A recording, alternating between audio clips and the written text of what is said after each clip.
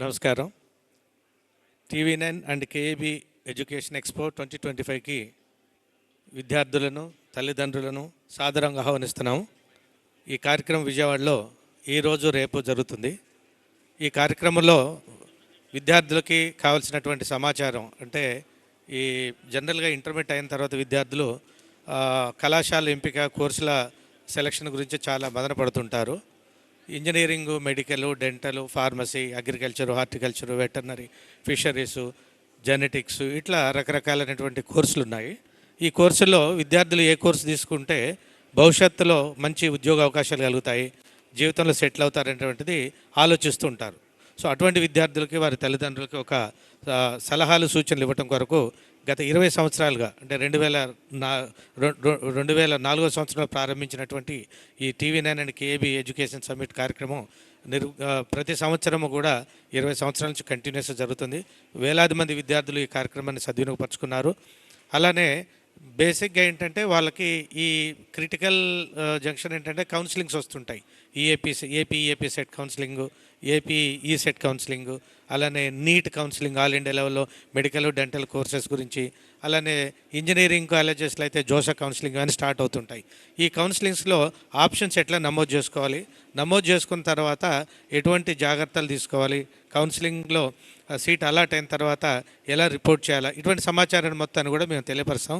జనరల్గా ఇది ప్రతి సంవత్సరం కూడా విద్యార్థులకు కొత్తగానే ఉంటుంది, ఫ్రెషర్స్ కాబట్టి. ప్రస్తుతం జరిగేటువంటి మార్పులు, చేర్పులు కౌన్సిలింగ్లో ఏమున్నాయి, అవన్నీ లేటెస్ట్గా ఏం జరుగుతుందో మీకు తెలియపరుస్తాం.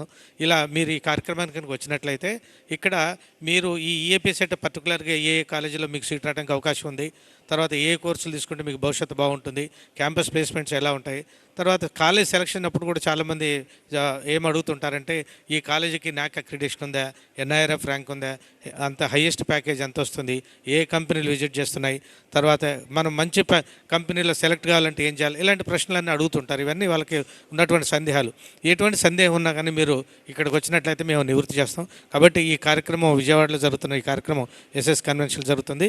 మీరు వచ్చి దీన్ని సద్వినియోగపరచుకోవాల్సిందిగా కోరుచున్నాం. So I welcome you all.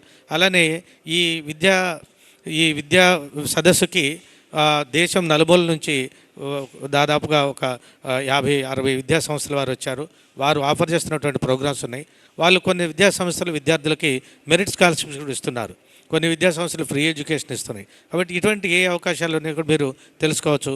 Delhi చుట్టుపక్కల ఉన్నటువంటి ఢిల్లీ, ఎన్సీఆర్, గుర్గాం అటు నుంచి, తర్వాత హర్యానా నుంచి, కర్ణాటక నుంచి, తమిళనాడు నుంచి, ఆంధ్రప్రదేశ్, తెలంగాణ, కేరళ, ఇలా ఉత్తరప్రదేశ్ చాలా రాష్ట్రాల నుంచి విద్యా సంస్థల వారి యొక్క సమాచార కేంద్రాలు ఇక్కడ ఏర్పాటు చేయడం జరిగింది.